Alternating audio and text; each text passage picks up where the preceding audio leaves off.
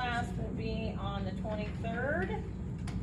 It will cover the vital signs, infectious control, aseptic and non-aseptic.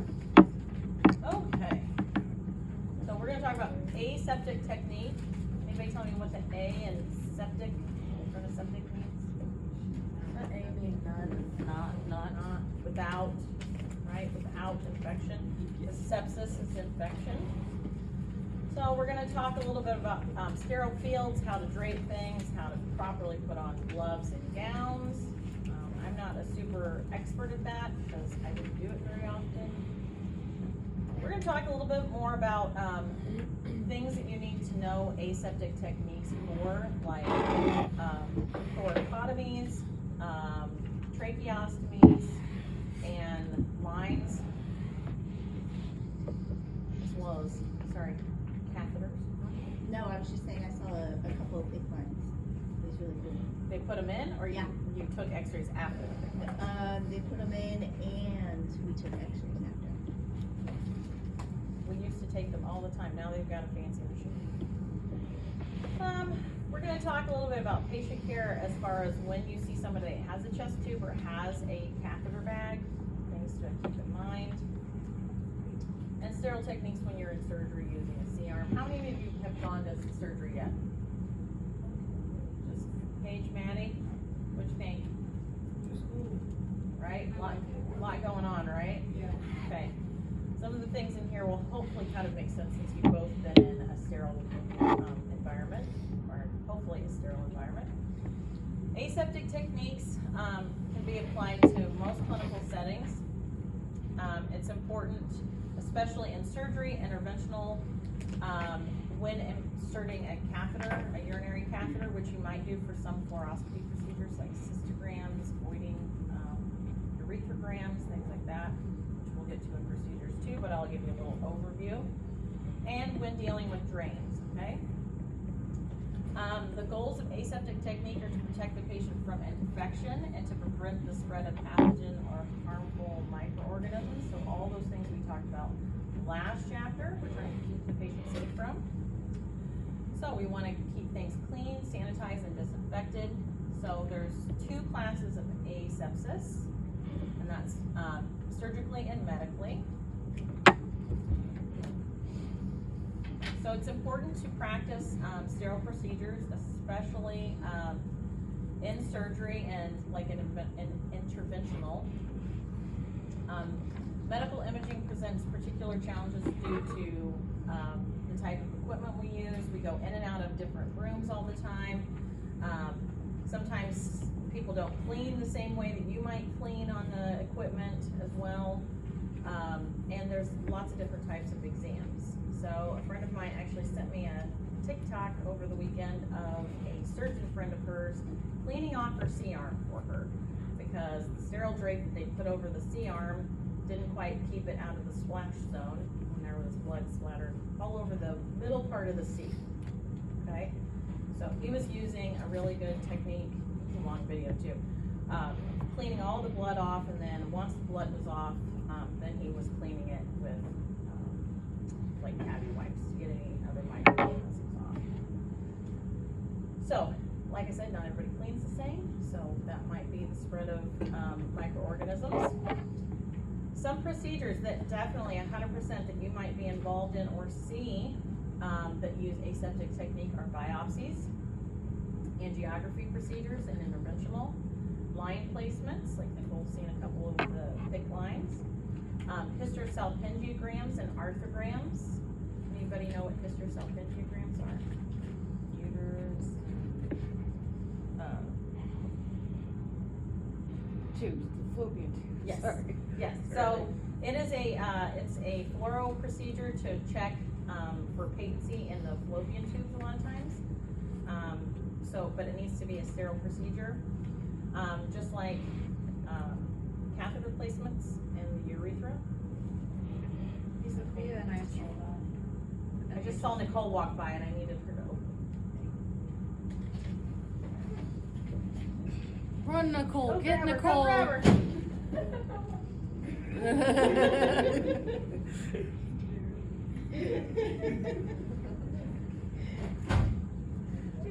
group chat. Can you unlock this? You always see me run. I know, right? You said storage. So Yeah. I didn't. You did. That storage. Yes, that's Do you yours. want this one? No, I don't need it. Okay. I'm sorry, we just Oh, moved it. thank you so much. Appreciate it. Okay. So, I'll take a little break here a little bit and I'll get all the stuff out so I can show you. Alright, arthrograms. Anybody know what an arthrogram is? Anybody seen one yet? Alright, yes. Alright, so what is an arthrogram? So as far as what I saw, they take this needle into the shoulder and then they start injecting, I think it's contrast in there.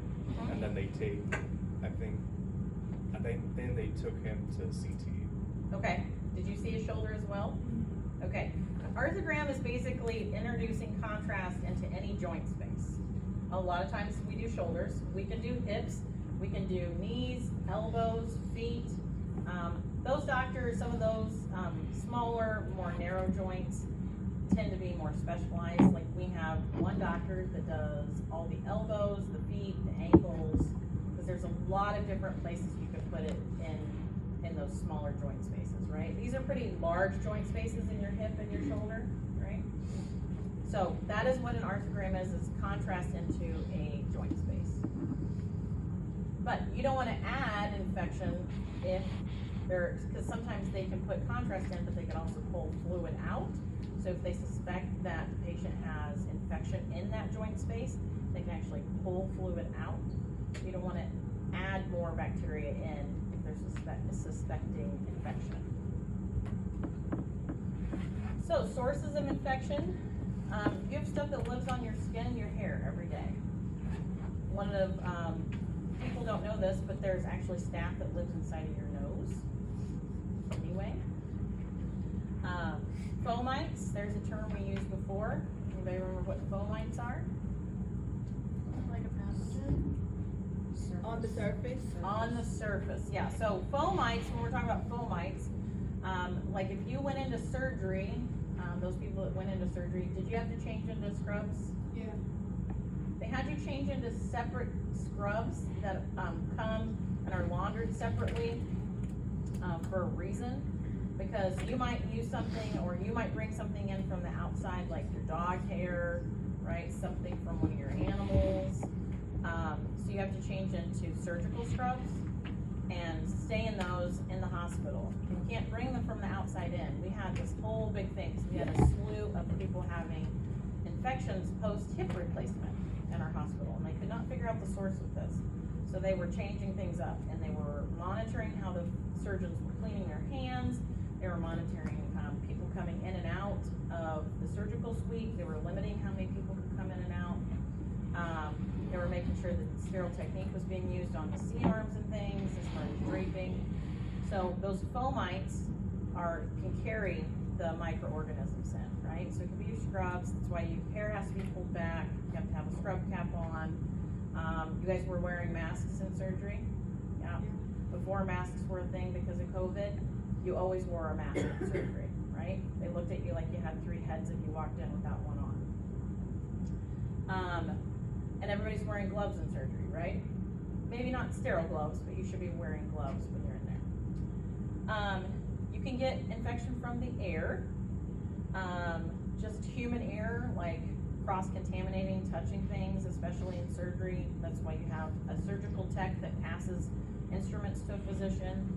And those are just some sources of infection.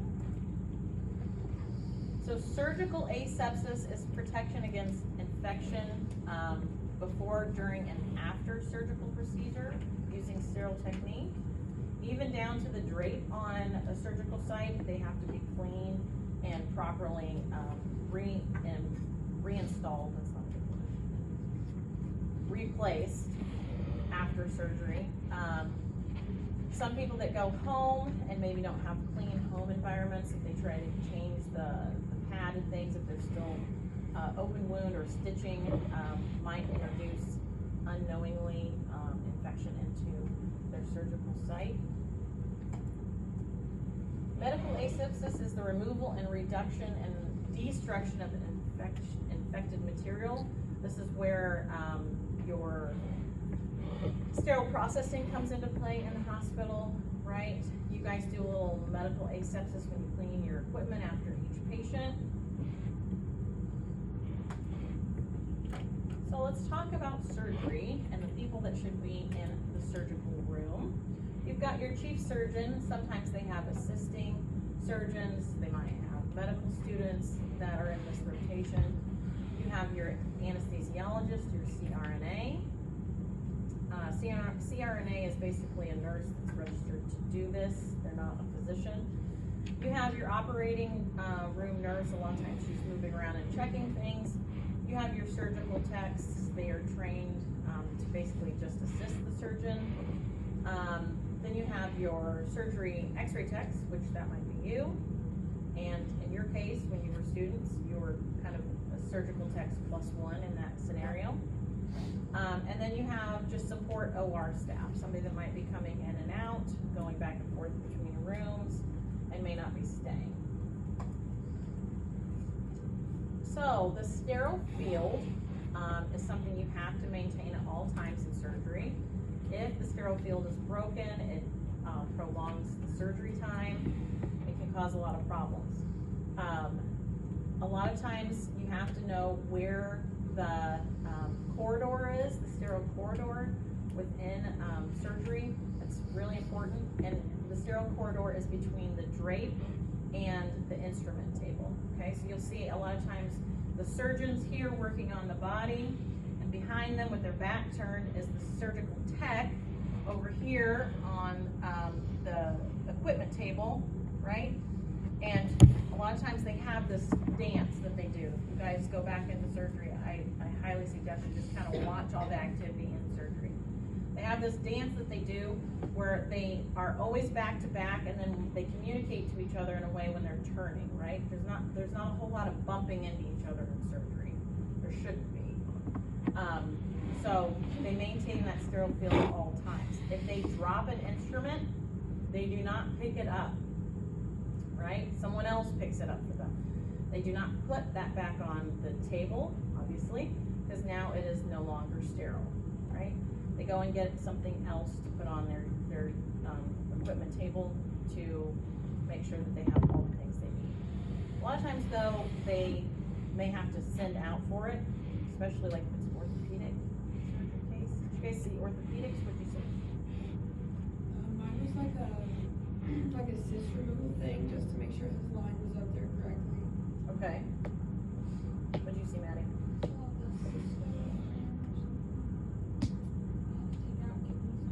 Oh, okay, so like a retrograde cystogram. Okay. Were they on a table where they kind of moved the table and it was already over them, or not? So a lot of times there's not a lot of instrument things with like yours or yours. There's a lot of instrument passing for orthopedic, right? Because they're opening things, they're hammering things in.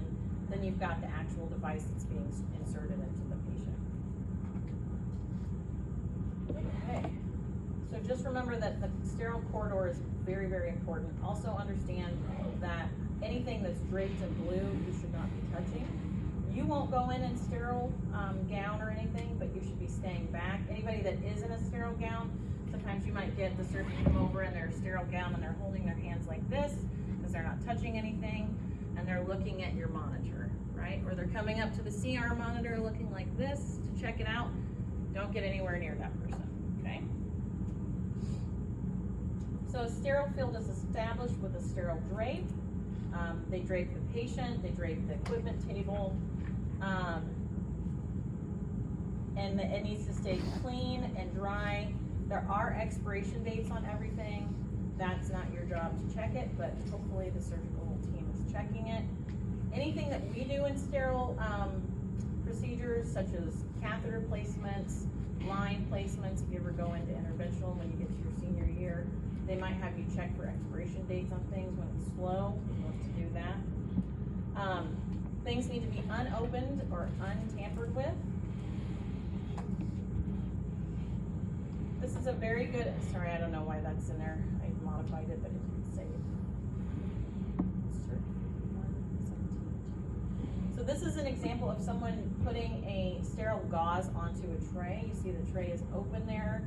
They have gloves on, that is key. You should not be doing anything barehanded. And they drop at an appropriate height. So if I was to like put some tape down, I wouldn't be doing it from this height, and I wouldn't be doing it from this height. Okay?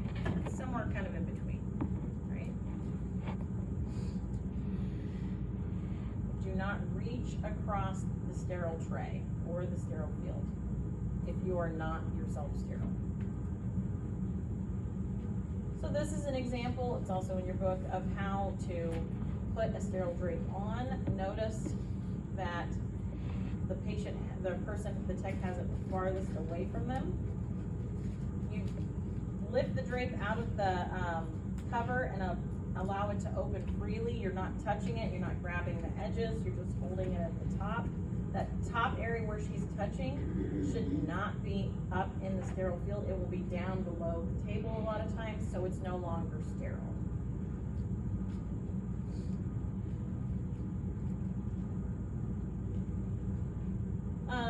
The drape is, oh, I just said this, sorry. Pouring sterile fluid, they'll do this a lot in line placements. They need to kind of flush a line with something.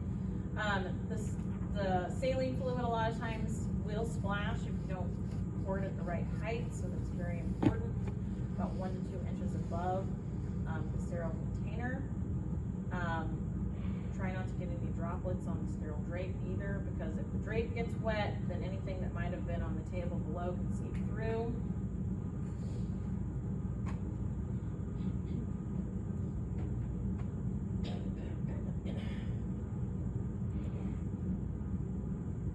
Surgical scrubbing. Either of you that went to surgery, did you see the doctor scrubbing their hands?